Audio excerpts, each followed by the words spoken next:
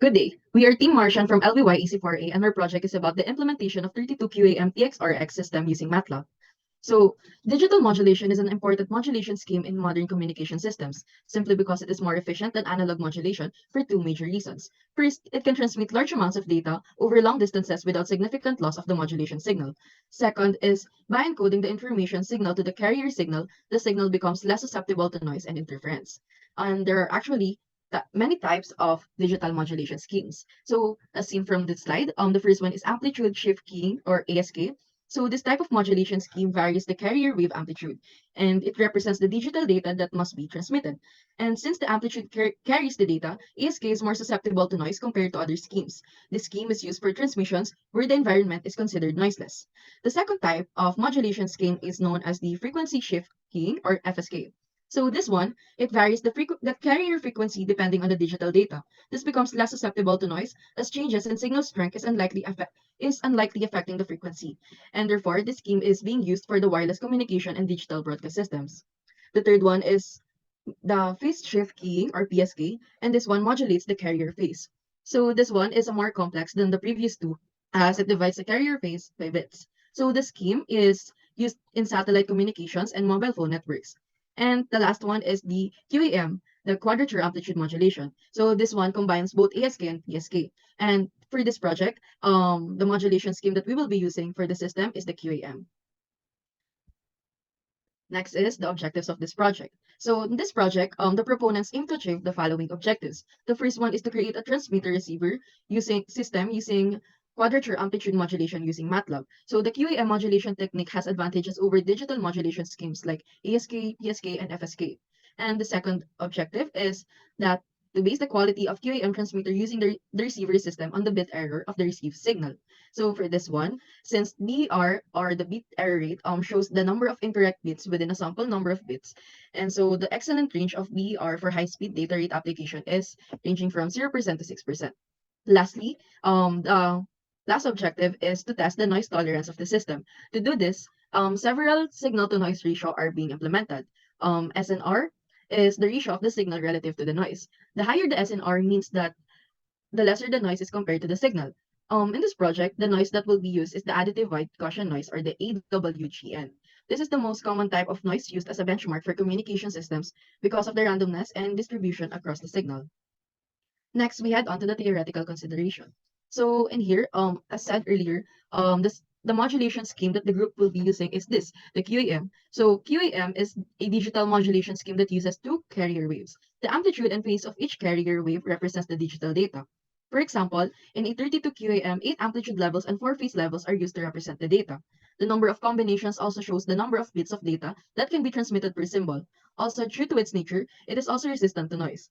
QAM is the most used in high data rates applications such as cable modems and wireless local area networks. Next is filters. So what is filters? Filters are the electronic devices that are used to shape the frequency spectrum of a signal. In the context of QAM systems, it serves multiple purposes such as limiting the bandwidth and noise rejection. But normally, a low-pass filter is for QAM systems. However, in this project, the proponents used filter because in radio frequency applications, a bandpass filter is more preferred. And in QAM systems, there is a need for a sharper roll-off in the stop band to avoid distorting the QAM signal. And then a Butterworth filter is not preferred despite having a smooth frequency response because of its slow roll-off.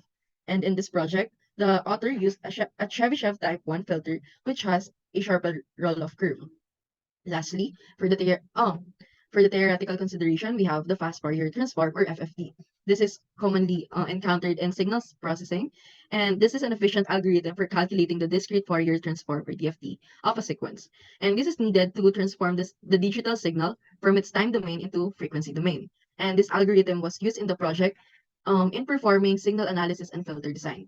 And lastly, for the hypothesis, here in this project, the author expects that the input signal will be recovered as an output of the receiver. Since the additive white Gaussian noise is impossible to filter out completely, then the output signal received should have minimized background voice. And regarding the SNR, or signal-to-noise ratio, and the bit error rate, the author expects that both values would have an inverse linear relationship since the SNR indicates a stronger signal relative to noise, and BER indicates the incorrect number of bits in each received bits. But Due to this, the author expects a bit error rate between 0 to 6%, to 0 to 0.6%, which is the standard of good rate while having an inverse linear relationship with SNR. With that, I will now be passing the floor to Xavier for the methodology and results. Thank you for the introduction. I'm Francis Xavier Gumalan, and I'm going to explain all of the methodology used and all of the results of our project. So first, I'm going to present the IPO of our project. So the first part is the transmitter. Then it's it is a modular uh, it is a modular block which has first the audio input. Then after the audio input, it would be encoded. Then after encoding, it would be modulated by a QAM modulator. And after it is modulated, it is filterized. So the filter here serves as a bandwidth limiter because we need to limit the bandwidth so it would not go infinite. Then next is a digital to analog converter. Since the project is done in MATLAB, digital to analog converter and analog to digital converter are not needed because it is done in MATLAB. But in real life, when you make ATX to RX systems, you need such devices. After the signal is transmitted, AWGN would be mixed to the signal and it would be received by the receiver. So the receiver, like the transmitter, it is composed of many modules. So the first module that would accept the signal is the filter. So the filter here would limit the AWGN noise, and after performing its function, it would pass it to the QAM demodulator. And after it is passed to the demodulator, it would be decoded. And after it is decoded, it would be received by the audio input. So next slide. So this is I'm going to explain briefly each module of those explained earlier. So 3.1 shows the input signal generator code. So this is we use MATLAB to record our voices or the input I mean. So as you can see, um, we plotted the time and frequency domain of the signal for analysis. Next slide, please. So the encoder, we use uencode syntax, and as you can see, we use 32 QAM bit. So 2 to the power of 5 is 32, and we use FFT to show the frequency domain of the encoded signal. Next slide, please. So after the encoder is the QAM modulator. So we use QAM mode. Then after that is it is modulated, we use a amplifier. So the amplifier is needed to strengthen the signal. There might be some signal loss between the modules. However, in MATLAB, there is no such thing that it needs to be considered. However, in real life, it is very important to put amplifiers in order to strengthen the signal in case of there are some losses. So after the amplifier, we put the bandpass filter. So the bandpass filter limits the bandwidth, and we use a Chebyshev one filter because of we need a sharper roll off on the band stop, and mostly this filter is done through trial and error. So we use a filter bond plot to analyze the filter. So next slide, please. So this is the mix of the AWGN code, and we use three SNRs: 50, I10, 50, and 100. Next slide, please. So here we use the same filter for the filtering again, and we demodulated it using QAM demo, and then we compute for the bit error code. And after we computed the bit error code, we amplified the signal again. Next slide, please. And here we recover the signal by using the decode. So you decode, so it is decoded back to its to its signal form. And after that, next slide, please. We save the three audio files for comparison. Next slide. So this is the results. As you can see, the filter ID input signal has a most of its frequency from 100 to maybe 500 hertz, and it is common for um, it is a common frequency range for human voice. Next slide. So this is the QAM modulated signal. As you can see, the 10 dB SNR has a more scattering, while 50 and 100 are similar in nature. In It can be shown here that the 10 SNR has more noise or more error in its modulation. So next slide, please. So this is the recovered signal. As you can see, the there is very there are very similar, the three of them. However, when you look at the scatter plot, they are they're slightly different. So next slide. Here it shows that 10, the SNR of 10 has higher DER. It means it is more inaccurate. However, it is very small. It is very close to zero. However, when doing QAM modulation or QAM systems, you need such difference can mean a lot, especially if we are doing this in a more um, greater project. However, it is still a good value. So next slide, please. I'm going to pass the discussion and conclusion to Ralph. Thank you. Overall, the main objective of the project is to create an efficient QAM TX to RX system using MATLAB. The results show that the system was working successfully and that there were no major problems that were needed to be addressed. The audio file showed that the input data was not fit and there were no other signs of data distortion. The bit error the BER for the different SNR values was within the targeted expected range and considered to be good. And the relationship between the BER and SNR values is considered to have an inverse relationship. The Chebyshev Type 1 filter was working successfully by minimizing the bandwidth in the transmitter and minimizing the AWG and in the receiver.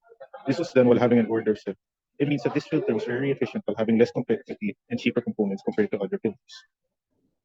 In conclusion, the proponent has successfully implemented QAM TX to RX system using MATLAB. The output audio files show an audible quality without any major signs of clipping and distortion. The system also has an accurate range of good BER, and the results show the inverse relationship between the SNR and BER. Because this project is only limited to creating a QAM TX to RX system using MATLAB, it means further studies can be developed using this as a baseboard for any related literature or any further projects. The project is also dedicated to the Chebyshev Type 1 filter, as it is preferred because the QAM needs a sharper roll-off in the stop band. This reason can be further investigated by using other types of filters. Next slide, please. These are the references used for our people here in the study. Thank you for listening to our presentation. So to demonstrate our project, I'm going to share our audio files. So this is the project code. Can you see it, guys? Yes, kita. So this is the project code. And if we run this one, if I run, it would accept the input. It would read the audio input, that one. Then here are the results. This is the ideal scatter plot. And this is the bold plot of the filter, which needed to be analyzed. Or in our case, we trial and error it. And after the project code is done running, this is our audio files. So this is the input. Hello. Did you hear it? Yes, yes. And after it, this is the noisy SNR. Hello. Then this is the 50. Hello. Then this is the 100. Hello. As you can see, the higher the SNR, the lesser the noise is. However, we can see that 10, 50, and 100 has noise in it. So this is the received signal for 10 SNR. Hello. As you can see, the muffling is lessened. Meanwhile, the data has not been clipped. And we can share 50. Hello. And the muffling is lessened, especially when it was paused. And lastly, this is the 100. Hello. So as you can see, there is a when we look at the plots, the frequency plot, you can see that there is no difference. They're very similar. However, when we try to play the audio files, there are some we can hear the differences. That's why in QAM modulation, we need to be more accurate. However, the results still in line with our objectives. And this QAM system is a the QAM system is successfully done. That's all.